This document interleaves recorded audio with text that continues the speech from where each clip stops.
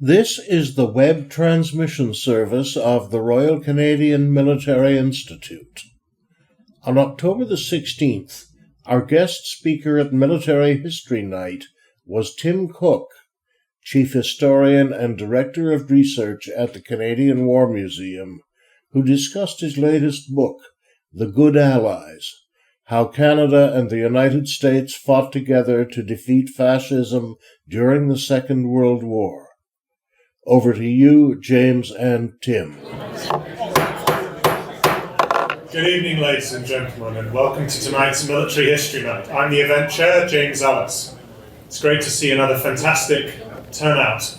It's been an exciting fall, and it's only going to get better. So tonight's speaker is the Chief Historian and Director of Research at the Canadian War Museum. His best-selling books have won multiple awards, including 4 Ottawa Book Awards for literary non-fiction and 2 C.P. Stacey Awards for the best book in Canadian military history. In 2008, he won the J.W. Defoe Prize for At the Sharp End, and again in 2018 for Vimy, The Battle and the Legend. Shock Troops, a personal favourite of mine, won the 2009 Charles Taylor Prize for literary non-fiction. His most recent book, Lifesavers and Body Snatchers, won the 2023 Otter Book Award and was shortlisted for the 2022 Templar Medal for Best Book. He is a frequent commentator in the media and a member of the Royal Society of Canada and the Order of Canada. Please give a warm welcome to Tim Cook.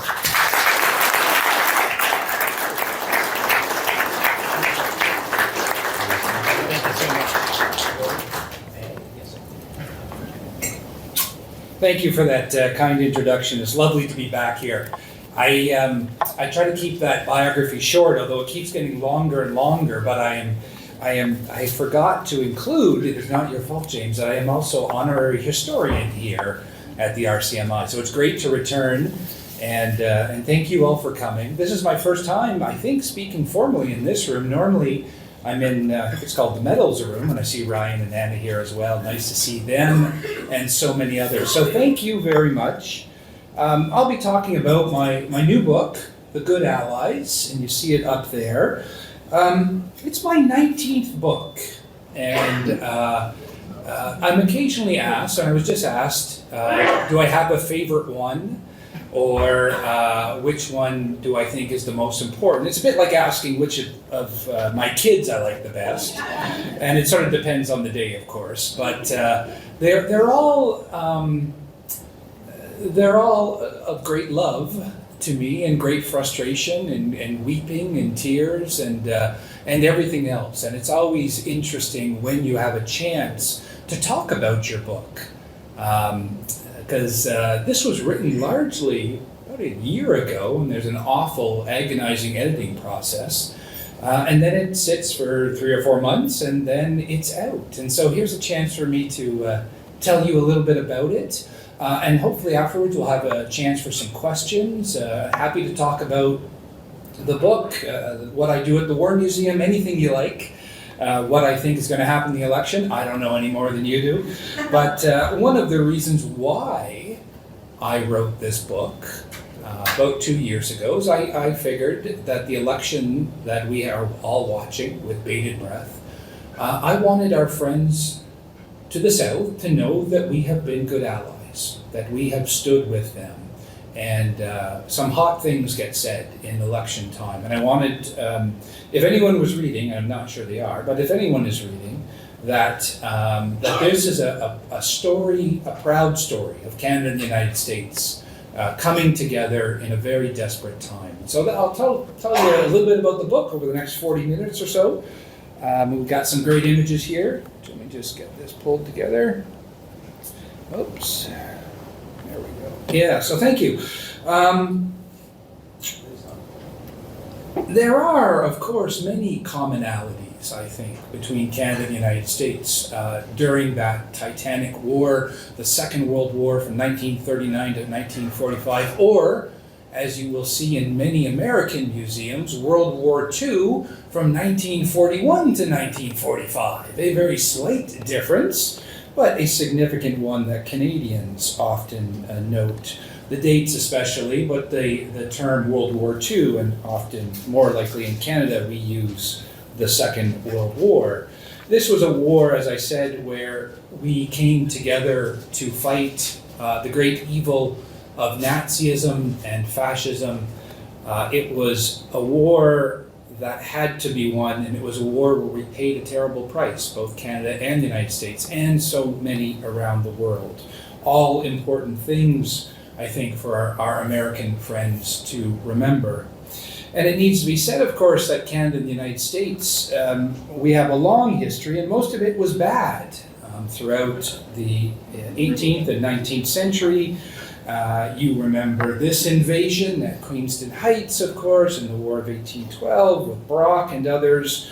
It's useful, I think, to reflect upon two countries that have moved from, if we think of just the 19th century, a period of war and conflict and cross-border raids and bullying from one country to the other, to the early 20th century, a period where we begin to come together through cautious diplomacy, entwined trade, growing friendship. And all of that, I think, is a success story for Canada and the United States. And yet, during the course of my research, I came across the amazing story of the invasion plans in the 1920s. The 1920s, right? We have trade treaties back and forth, and yet Canada and the United States have plans to invade each other. The Canadian plan I quite like. You see that on the left there. Our armored forces, which by the way didn't exist in the 1920s, were going to cross the border and capture key cities and towns. This is a bit of a fanciful map because none of the objectives were actually laid out in our defense plan. They were left to the local commanders to capture. The idea was to hold the village, town, or strong point and wait for the Royal Navy to cross the Atlantic, and amazingly, possibly an Australian expeditionary force that would land in California and invade there. Folks, it was not likely to happen, but nor was the American plan, but it too was there. It was a little more developed, and in fact it involved the capture of Victoria, the capture of Halifax by dousing it in chemical agents, aerial dispersed mustard gas, most likely, capturing Winnipeg, severing the rail lines, and then marching on Ottawa. Now, this was not likely to happen in the 1920s, and historians have looked at this and said this is what professional soldiers had to do. They had to prepare for these terrible eventualities. Nonetheless, the American plan is good until the early 1930s, and some say up until about 1937. It perhaps gives a bit of a sense of what it is like living on the continent, but I think it would be more correct to say that from the 1930s, when those plans are shelved, there are a few countries in the world that share a 9,000 kilometer border that have been so accommodating and so generous to each other in matters of trade, defense, politics, and security issues. And that's really what I wanted to explore in this. And key figures are William Lyon Mackenzie King, our Prime Minister on the left there, and then Franklin Roosevelt, the American President, whose names should not be a surprise to you. And yet, they are interesting characters. If you read almost anything about Roosevelt or anything about American strategy, Canada simply does not get mentioned. We are ignored. Over and over again in history books, Canada simply does not get mentioned by American scholars. And this extends to the World War II Museum in New Orleans, which is a fabulous museum. That's the one with Tom Hanks and Spielberg, and they seem to have more money than God. They just can do. They have a huge building, and it's really an amazing museum. But there are, I think, 2 references to Canada. And even the D-Day map has a British flag on it for 3rd Canadian Division. Now you could say, of course, we fought under the Union Jack, but I might have put up the red ensign. Nonetheless, I think you'd be hard-pressed to find an American World War II text that engages in military history or diplomacy or almost anything else, and see Canada mentioned there. And yet, nonetheless, this relationship was crucial. And it's one of the main arguments I have in the book, which I'll talk a bit more about. We often think, and I've written many books about this, our fighting forces abroad, the Navy in the South Atlantic or in the Pacific, the Army at Hong Kong and Dieppe, and in the Italian campaign in Northwest Europe, the Air Force fighting on multiple fronts, but maybe primarily thinking about Bomber Command in Northwest Europe. Although I had a grandfather who flew Bomber Command out of Italy, so we shouldn't forget that front. We think of those expeditionary forces, if we can call them that. And yet you can't do that without a secure homeland. You can't do that without North America being protected. And I think that's the genius of Mackenzie King, who I think would be fair to say, if he's known to most Canadians, it is because he was a spiritualist, right? He engaged in seances, he had mediums that he would talk to. Fascinating. I've read his diary, thousands of pages of his diary, filled with hard political realities on one page, and the next page about seeing signs on clock faces, or his shaving cream, or how he talked to his dead mother the night before, or his dead dog. He's a complex character, to say the least, and a bit of a joke in Canadian history. But I think when you look at Mackenzie King, as I have in this book, through the lens not of east-west across the Atlantic, so Ottawa to London, which is what most of our histories are, right? The Canadian relationship to Britain. And instead we think about the north-south relationship over the 49th parallel. You get a very different view of Mackenzie King.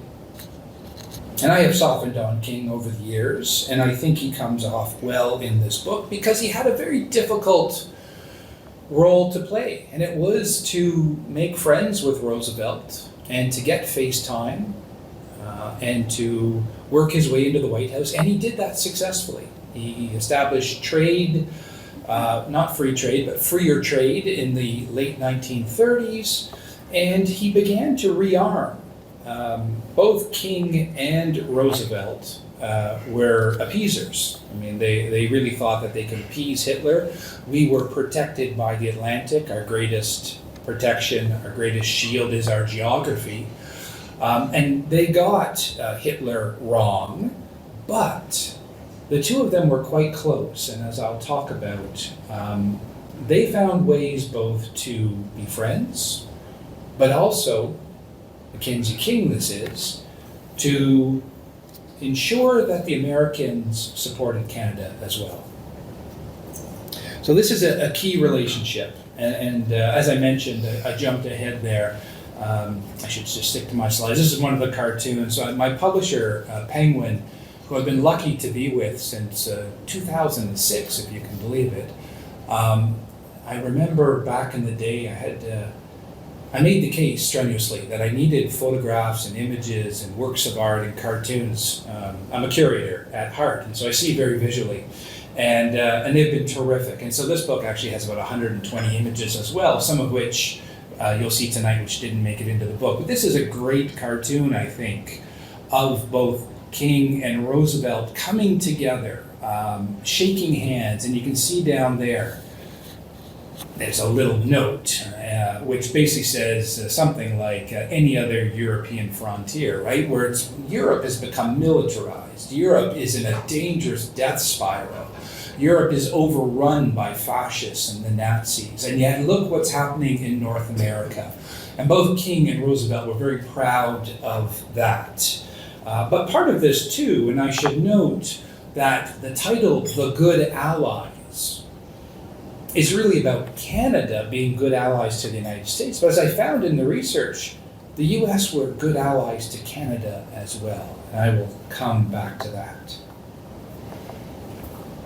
The war that began in September of '39, of course, with Germany's invasion of Poland, I should say the war in Europe. Of course, Japan had already invaded China in 1937, starting a full-scale war there. The war in Europe, which will pit Britain and France against Germany, leaves a very strange situation in Canada, or at least in North America. What will we do? Now, we are a dominion, and the Statute of Westminster since 1931 gives us control over our foreign policy. And you will remember that even though Britain goes to war on the 3rd of September 1939, Canada waits a week, debates it in the House of Commons, and goes to war a week later. And it's interesting, I looked at that debate, and there's some really interesting discussions in there, some of which I include in the book, where people talk about, members of Parliament talk about, why are we going to war? And I look at the United States, they look like they will remain neutral. Now, it was always going to be, I think, in Canada that we were going to war, but we also hoped the Americans would fight on the side of democracy.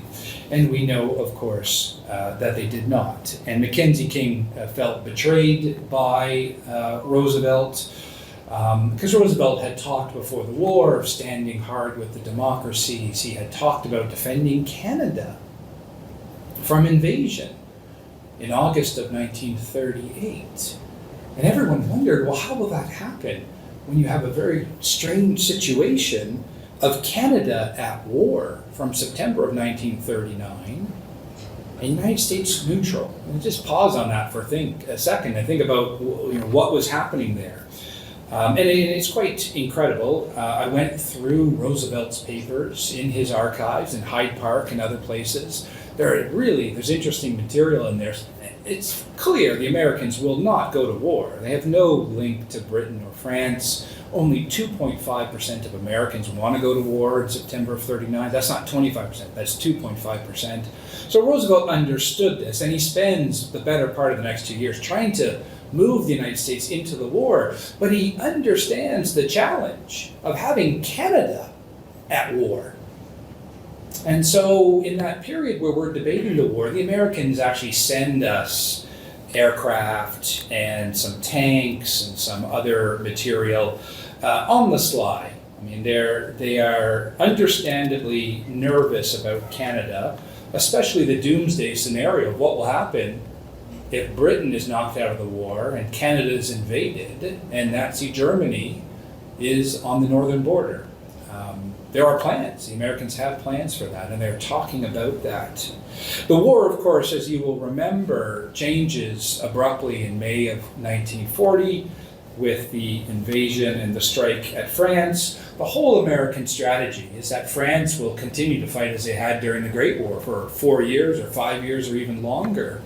And then the cataclysm of defeat happens in 6 weeks. France is conquered. The British Army is saved from Dunkirk, but they leave behind all their equipment, their tanks, their trucks, their artillery. They will need to be rearmed, and Canada will play a key role in that. When France is conquered, the American Secretary of War, Henry Stimson, calls that defeat the most shocking single event of the war. It does change everything. Changes everything in Canada. We bring in limited conscription. We send our best forces overseas. I think Ted Barris, I heard, is coming to talk to you, or may have talked to you already. He's got a great new book out on the Battle of Britain and the Canadians' involvement there. If you need to buy 2 books this year, that's a good second one. Everything changes. And there's a fascinating series of correspondence between Canada, or Ottawa, and Washington. And I recount this. Roosevelt is Machiavellian, and he's writing to King saying, if Britain is invaded, which it looks like, of course, will happen in July or August of 1940, and Britain is conquered, I hope you can impress upon Churchill to sail the Royal Navy to Canada or to Bermuda. And King knows that Roosevelt really is, hedging his bets and, willing to sacrifice Britain. And he really agonizes over this. And he sends a letter to Churchill along those lines. He tries to soften it. He goes, we know you will survive. We are sending you our best forces. 1st Canadian Division is already there. It's a key division, equipped and ready for battle. But if you are conquered, I wonder what will happen to the Royal Navy. And Churchill, who of course has cabinet ministers all around him who are suggesting he should surrender, says he holds back his fire. But on the 4th of June, if I have the date right, he gives his "We shall fight on the beaches" speech. We will fight in the streets, we shall fight, we will never surrender. Right? That is directed against Mackenzie King and Roosevelt as much as it is to prop up the flagging spirits of the British people. And then he sends another letter to Roosevelt. It says something like, we will keep fighting, but if we are conquered and I am killed, I am not really sure what the next prime minister might do. This is tough stuff. And this is what Mackenzie King is stuck in the middle of. And he doesn't really want to be there, but he knows he has a key role to play. And so I talk about that, and it's quite a nice little poster here, isn't it? Our enlistment really jumps in the summer of 1940, but we are weak, and that's a nice little hockey cartoon there to give a sense of that strength. 1940, King, and I've talked a lot about King. The book covers politics, it covers diplomacy, but there's also about economics and trade, and of course security and our military fighting forces. That thesis, I argue, that you can't have all of these fighting forces, 1.1 million Canadians serving in uniform, from a country of 11.5 million, 1 in 10 Canadians in uniform, 1 in 3 adult males in uniform. You can't do that if North America is threatened. And so King and Roosevelt continue to work together to figure out how we will defend North America. I talk about some of the economics that befalls us. Canada relies very much on the United States to help supercharge our wartime economies. And this is one of the interesting elements, I think, in the book, is just how our wartime industry is something we don't often talk about, but it's simply staggering. So once we figure out economic trade, once we create things like the Permanent Joint Board on Defense in August of 1940, to sort out how we are going to defend North America, because we have very few conversations with the Americans before the war. It's quite surprising. Colonel Harry Crear, whose name you should recognize, who will later, just 4, 5, 6 years later, command 1st Canadian Army, he goes down to Washington. I'm going back in time, I think it's about 1937. He can barely get anyone to talk to him. He's almost knocking on doors, trying to figure out who does he talk to in Washington about the security and the defense of North America. So that's something, because we were so closely tied to Britain, that we needed to create all these new structures.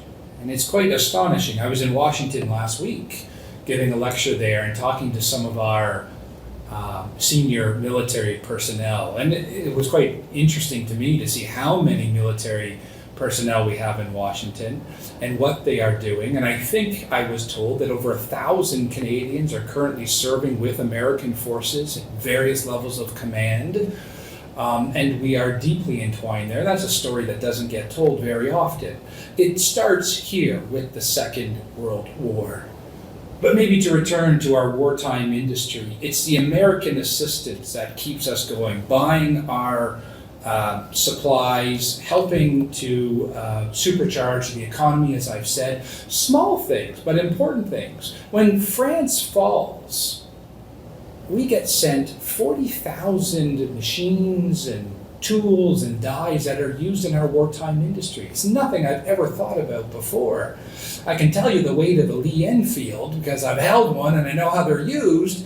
I didn't think about wartime industry and how you create hundreds of millions of shells and you build 400 merchant ships and how you're building thousands of sextons and 16,000 aircraft, including 900 Helldivers and 675 Catalina flying boats for the US Navy. Maybe our greatest contribution, the trucks that I showed you in the last image, or no, this image here, 815,000 of these trucks which are used by the British and the Americans and the Russians, the Soviets, when they come in or drawn into the war. This is a significant contribution. I found that half of British 8th Army in the Desert War in late 1942, half of their trucks are Canadian made. That's a significant contribution that I think most Canadians don't know, and certainly our allies. I've never seen that recounted by them. So our wartime industry is charging ahead. About 2 million Canadians serving in our factories, including 250,000 women. And all of this is a major contribution to the Allied war effort, both to re-equip the British who are on the front lines, but then to keep arming the world as well. And so the book, I talk about that. Then I shift to security issues, defending the East Coast, defending the West Coast, defending the North, something we don't often think about. This is an amazing poster by A.Y. Jackson here. And if you can read that, if you've got great eyesight, it gives a nice recounting of Canada's North becoming this new battlefield. And we're very worried about sovereignty issues, both in the North and throughout the war effort. Because, again, for Canada to achieve its strategic aims, which is to support Britain and to keep Britain in the war, we need to lean into the United States, but we are wary of how much we will lean into them. And the North is an interesting place because the Americans want to build the Alaska Highway. And of course we allow them to do that. It's an astonishing work of engineering. But there are at one point 30,000 Americans in the Canadian North. This is a big army. And it doesn't help when they begin answering the phone in a cheeky way. Hello, Army of Occupation. That's a good joke, but it doesn't go over well in Ottawa, where we're really worried about issues of sovereignty. What is our great response to that? We send one colonel to fly around in an airplane and to try to land in certain places and to talk to the Americans. And he sends these reports back to Ottawa, which I had a chance to read some of them, where he says, things are going well. No, it's okay. They're building another 1,000 kilometers here, but I think we're going to be all right. And what do we do at the end of the war? We pay the Americans for some of the highway and all of the air bases that we build up there and other things. And the Americans find that kind of funny because, of course, everybody is trying to get the Americans to give them money, both during the war and after the war. But Canada paves its way. Canada understands it has to be a grown-up country. Now, the war continues, and in the North, a fascinating story. Maybe you've heard of the Northwest Staging Route, series of airports where Canadian and American aircraft are flown north to Alaska, to our new allies, our northern neighbor, the good smiling Soviet soldier there who were on our side after June 1941, when Hitler stabs Stalin in the back. This is a little known story. Edmonton becomes a huge transportation hub, and eventually 8,000 aircraft are flown up through the north to Alaska, where Soviet pilots are actually waiting for them to fly them to the Soviet Union and then to the front line, where they are wildly, after we know, outnumbered by the Luftwaffe. And yet this is a critical part of that war effort. Canada is involved in that. There are all these great monuments up in Alaska. No mention of Canada at all. We are critical on so many fronts, but in my book I talk about our minerals and how this is a key aspect. I mean, we are a country, an enormous country, incredible minerals like aluminum, nickel, hydroelectricity. Our hydroelectricity is powering northern United States. Wartime economy. We pulled 3.6 billion pounds of aluminum out of the earth, and much of it, but a third of it goes to the US, a lot of it stays in Canada to build those 16,000 aircraft that we build, a lot goes to Britain. Right? Aluminum may be our most important contribution during the war. I don't think I want to say that out loud, or I would say it out loud, I don't think I want to write it in the book. But it does give a sense of our mineral power, and of course some of our uranium. Much of our uranium was sent to the US, and we think some of it used in the bomb as well. All of this, I think, is another aspect of our war effort that goes beyond the stories that we often tell. And even those stories, we know, you are an educated group, you know what our Navy did in the war, you know what our Army did in the war. So many Canadians, sadly, do not. The book continues, and so I look at the security of North America, the defense of the East Coast and the West Coast. When Hitler declares war on the United States, insanely, a few days after Pearl Harbor, it drags the United States into a two-front war. The U-boats begin to ravage American shipping along the East Coast. It's a bloodbath there. But it's the Canadians, the Royal Canadian Navy, which has 2 full years of experience running convoys, which helps the Americans set up a convoy system in the northern US.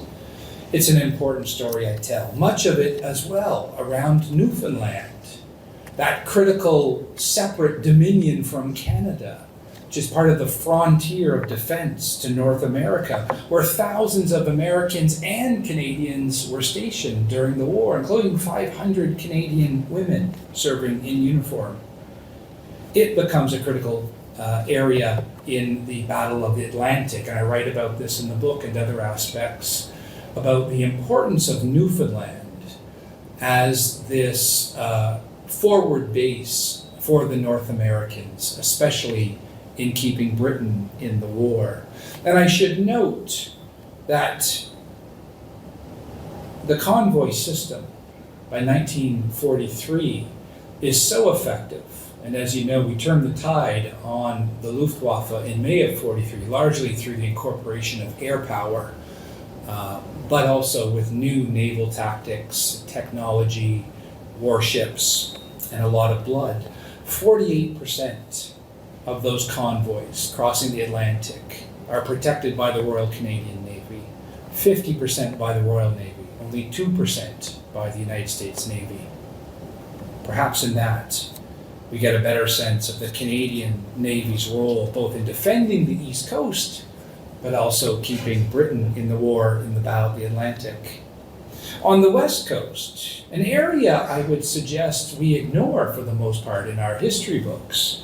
After Japan attacks the US at Pearl Harbor, but also through the Pacific, as we know, Canada is drawn into that war. Now, we had 2 battalions at Hong Kong, you'll remember. They are fighting from almost the first days of that massive campaign. And in an interesting twist of fate, Canada declares war on Japan before the United States does. And rightly so, since our soldiers were fighting in battle. I talk about some of those campaigns and some of those aspects of fighting in Hong Kong, but I really look at how Canada responds to building up the West Coast. You'll remember the Americans were in a frenzy of anger and vengeance in early 1942. They need to be reassured that we in Canada can defend our coast, and we do. Mackenzie King, over the objections of his general, you must send an infantry division to the West Coast. The Americans must know that we can defend it. We send some of our best warships there, even though we're losing the Battle of the Atlantic. We send 4 squadrons to Alaska to stand by the Americans there. All of this is part of the defense of North America to reassure the Americans. It also leads to the gross infringement on civil liberties when the Americans lock up and imprison 120,000 Japanese Americans. We've already agreed that we will follow suit with the 23,000 Japanese Canadians and Japanese nationals who are living on the West Coast. I have a whole chapter on this. I try to explore this, not to minimize it, not to say, "Ah, shucks, these things happen in war," but to really try to put it in the context of the time. People in British Columbia were terrified that there would be a Japanese invasion. You just have to look at the newspapers. It's everywhere. They are preparing to fight to the death on Canadian soil, and they know that they cannot survive. They will not be able to survive a Japanese amphibious invasion. And when you begin to think about that, that puts things into context a little bit, the forced relocation of Japanese Canadians, especially after we have tied our defense policy to what the Americans are doing. It is not to excuse, it is not to minimize, it is to say, and I think the chapter in my book says something like victims of the war to defend North America or something like that. It is part of the odious aspect of our history, but it is explained partially through the need for hemispheric defense. Now, I continue in the book and I explore interesting campaigns like the Kiska campaign. You probably haven't heard about that, fought in August of 1943 when Canadians and Americans served together, 5,000 Canadians, to help liberate Kiska. This is a great painting from the War Museum collection of our force there, and they're wearing sort of hybrid uniform American kit. They have interesting badges, but they're using Lee Enfields.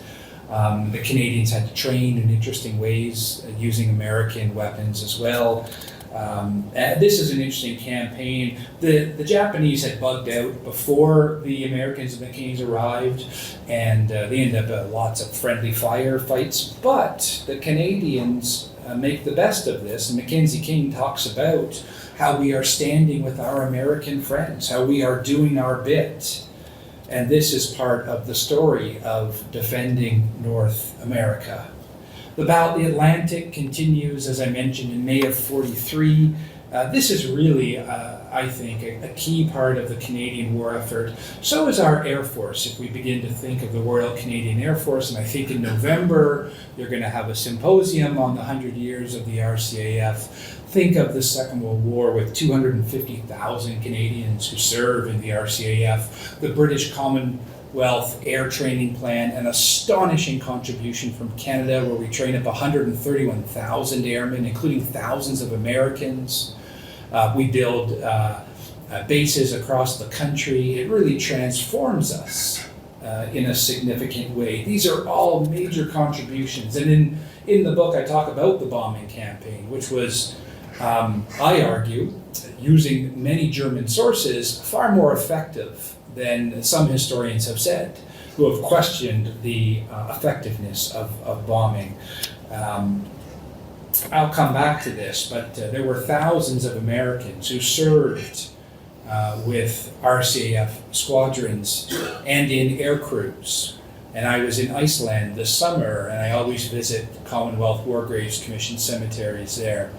And it's always a moving experience to look at the headstones and to see an air crew that goes down. You can tell by the date they all died on the 19th of August, 1943, or something like that. And you see a Canadian and a British airman and a New Zealander and an American. And you think there is the Allied war effort right there, forever. These men who flew together, who lost their lives together, and who lied together for all time. The contributions continue from Canada. I explore the army fighting in Sicily and Italy. And, I won't go into all the details, but if you were to think about maybe 3 amphibious landings to encapsulate the incredible role of Canada during the war, think of Sicily in July of 1943, right? 3 American divisions, 3 British divisions, 1 Canadian division. We are there. Think of the invasion of mainland Italy in September of '43. The Americans on the left, the British and the Canadians advancing on the right. Think of 1st Special Service Force, that tough-looking guy in his cold weather kit with the cigarette, right? The Black Devils, the Devil's Brigade, Canadians and Americans who fought together during the war. An interesting story. Some of you may remember the 1968 film. I've talked to a number of veterans who said, I remember it differently. They're depicted in that very much as almost more British than the British, strutting around, and the Americans are the ruffians and the villains, and together they come together. It's that old Dirty Dozen type of idea. But the Devil's Brigade was an incredible story. And I turn to its commander, who said at one point, the international character of the force has placed it in the position of representing the extent to which the United States and Canada cooperated in an undertaking. In effect, this is the symbol of our war effort in the service of these Canadians and Americans serving together. So 2 amphibious invasions, 1 unit, and then I guess if you want to think of the last major invasion, think of D-Day. Right? I was lucky to be there this summer as the historian with CBC for the 80th anniversary. We talked about Canada. We talked about that contribution. I talked about 2 British divisions, 2 American divisions with a 3rd in support, and 1 Canadian landing at Juno Beach, 3rd Canadian Division. We again were there. Now, I don't want you to think through this talk that Canada won the war on its own. It didn't. But maybe we have a more important role to play than even we as historians have said. And there's a fascinating quote I have in the book from Churchill at, I think, the Potsdam Conference, when the Americans and the British and Stalin are coming together, and they're wondering if they should invite the French. And Churchill says, why would we invite the French? If we're going to invite anyone, we should invite the Canadians. They're the ones who have contributed so significantly. Now, fair enough, sidebar, Churchill didn't like the French very much. But that perhaps gives us a sense of the important role of Canada. And I would suggest, as I will say tonight, as I have said before here at the RCMI, we need to do a better job in telling our stories, in teaching our history. The self-inflicted wound of bashfulness or apathy needs to change. We need to re-engage with this history. This book, I think, explores allyship that goes both ways. Canada came to realize that free riding was out. It had to dig deep and sacrifice, and we paid our way. We paid our way in treasure, in weapons, and in blood. That was the price of being a grown-up country. And I would argue we were a consequential country in the alliance to defeat the fascists during the Second World War. And we emerged from that war as a consequential country. There are many lessons. As I was writing this book, I thought a lot about the Canadian and American alliance. I thought about NATO and NORAD. I thought about how we came together. And after the war, we continued to be good allies to the United States. There are lessons in this book, and I've been very lucky to talk to a number of senior generals, including General Wayne Eyre before he retired, who said, that's a good story that I wish I had your book last year where I could share that with my American colleagues. I think we need to remind them and to remind Canadians of this important alliance, forged during the Second War, enduring during the Cold War, still with us today. We need to remember, as Mackenzie King said in 1938, we live on the border of a great power. We must pull our weight. But I would argue that the White House also needs to remember that it didn't win the Second World War or World War II on its own. It forged important alliances, and those are not alliances of convenience. They are absolutely crucial to the defense of North America, to the defense of the United States, to allow the United States to multiply its power. Those alliances are important, and we should, I argue, speak more loudly about that shared history. We should remember that one's good allies of the past are those of the present and the future. And I will leave you perhaps with this last thought here, the Cross of Sacrifice in Arlington National Cemetery, erected to those Americans who have served in the Canadian Forces. First in the First World War, where we think at least 38,000 Americans served with Canadian forces in the First World War, possibly as high as 57,000. And then during the Second World War, as I recount in my book, where about 30,000 Americans, 30,000, served in the Canadian Armed Forces, mostly in the Army and with the Royal Canadian Air Force.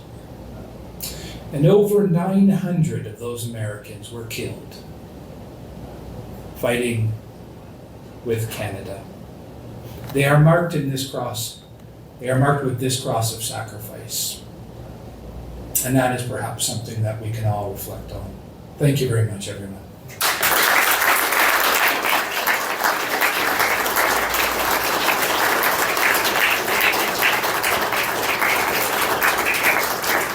Thank you very much. Appreciate that. Happy to take some questions if you like. Maybe you can just raise your hand and identify who you are. Yes, sir. Hello there, RCMI. I've always toyed with the idea, and I don't think it's really articulated much, that Canada was the first arsenal of democracy, and the Americans would have followed. Right. What do you think of that? The first arsenal of democracy. Well, I think you could make that case because we came into the war in September of '39, didn't we? And we stood and fought in the war with Britain when we were largely secure and safe. And so we, throughout the Second World War, sacrifice our own security. That's a theme that runs through the book. Time and time again, we weaken ourselves. We pull off our warships to assist the Americans. In the desperate Battle of the Atlantic, we send 17 corvettes to the torch landings in North Africa in late '42. We often put ourselves in harm's way. I have a different interpretation of Dieppe in this book that I think is of interest, which maybe I won't tell you about until another time. But anyways, time and time again, it's a good argument. I don't think it's sustainable over time, but I think it's worthwhile to say that Canada was a major force for good during the war. And as I've said, we were a consequential nation. I don't think people can write about the Allied war effort anymore without thinking about Canada in a significant way. Anyone else? Yes, sir. What's your take on Intrepid and his contribution to the Canadian, or is it more British, American intelligence? Yeah, almost nothing, I hate to say. I mean, Intrepid and William Stevenson and his great myths and tied up with spy novels and everything else, but it's really hard to see how he had much of an impact. Certainly nothing on Canada, even though he's a Canadian. There are others who have made cases, Camp X and things like that. We've got an expert on Camp X here in the front row, so we might disagree. But really, it's hard to see how that tips the balance in war. People have tried to make the case, and I think William Stevenson is often seen as a great hero. He's a fascinating Canadian, I think, and one who deserves to be better known. But there have been, I think, people influenced by his memoirs, which I think have largely been discounted as being plagued with perhaps some exaggerations on his contributions. Yes, sir.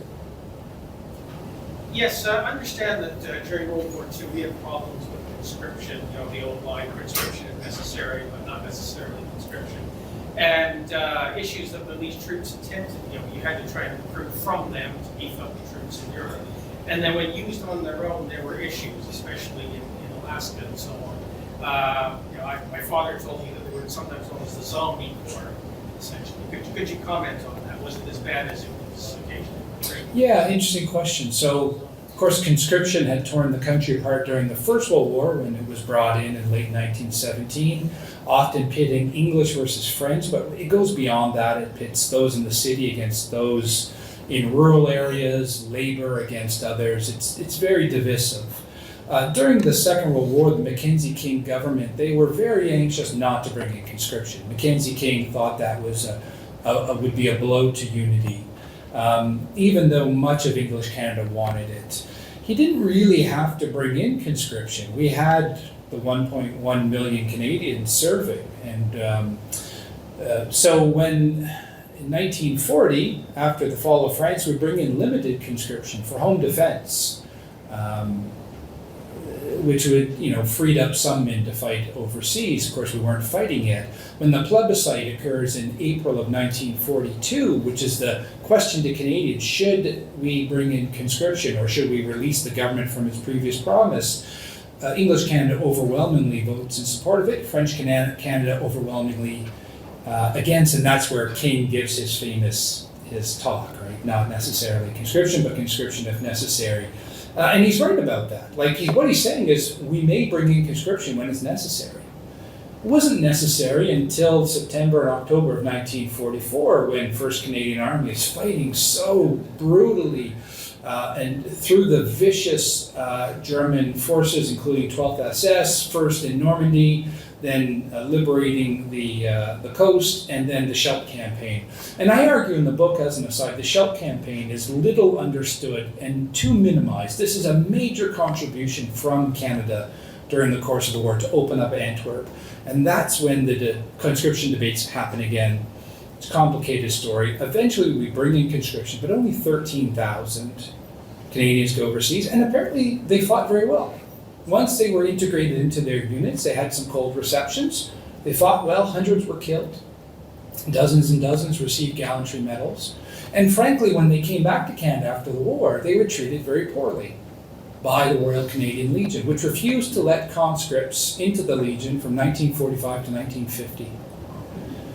A very divisive event. And even after that, when it was lifted, the zombies, as they were often called, men who had no soul, they were treated poorly.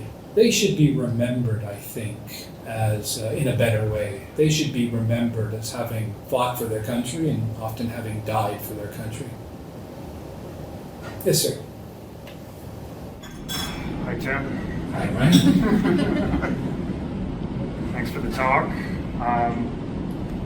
Given that you're the director of research at the War Museum, you work very closely with the National Collection.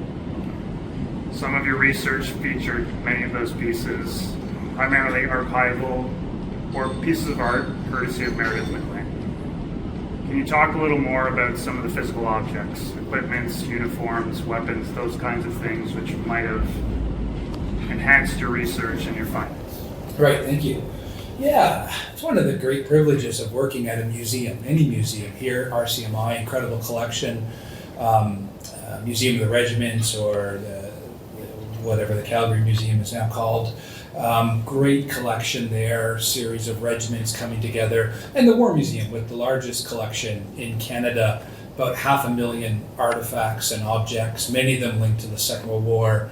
As I was telling someone, 13,000 works of art, tens of thousands of photographs, hundreds of thousands of archival documents. I'm lucky to read those letters and diaries of those who served, those men and women. They're always so powerful to me, the eyewitnesses to history. To read a young guy, 22 years old, writing back to his girlfriend about what the experience is fighting through Normandy, or a 19-year-old in a Lancaster bomber. Or an 18-year-old in a Corvette in the North Atlantic. That is powerful stuff. But it's also powerful, as Ryan has alluded to see the objects, to hold them, to carry a Lee Enfield, to explore what it's like. I can't wear a uniform, that wouldn't be right, and it wouldn't fit me anyways, probably. But to see the material objects, I'm always amazed at what has survived, what has been passed down from generation to generation to generation to generation, and then finds its way to a museum. Some of the most interesting artifacts that are covered a little bit in the book are magic talismans that soldiers and sailors and airmen kept, brooches given to them by loved ones, lucky charms. They were a superstitious group. That's not surprising when you live in a world of chance where you could be killed at any moment. Exploring some of those objects, and they don't look like much. It's a little coin, or it's a brooch, or it's a teddy bear. but to look at that and to think about what is represented there, that to me is great power.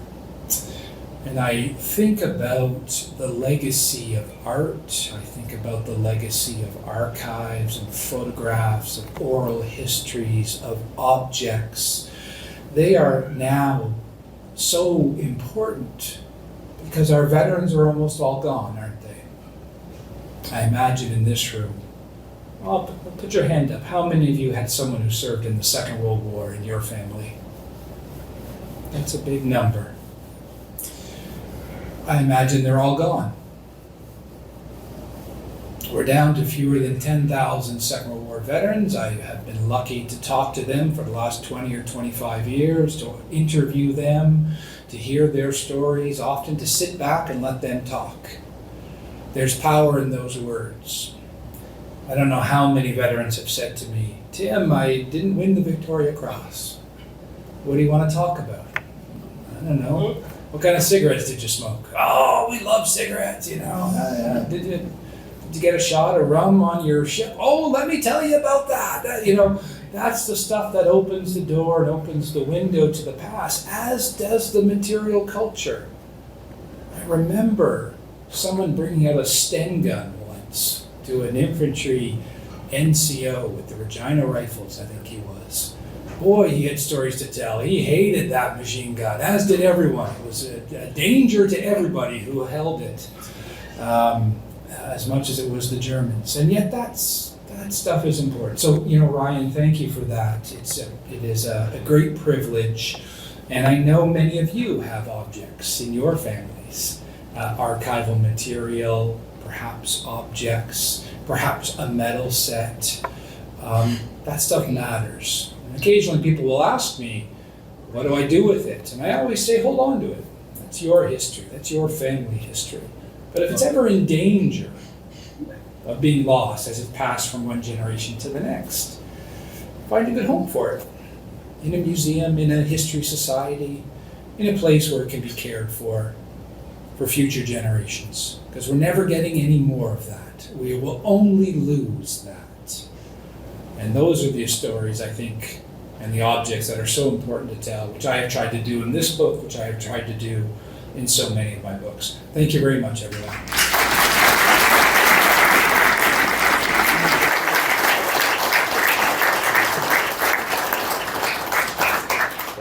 This has been another in our series of webcasts produced by the Royal Canadian Military Institute in Toronto as a public educational service.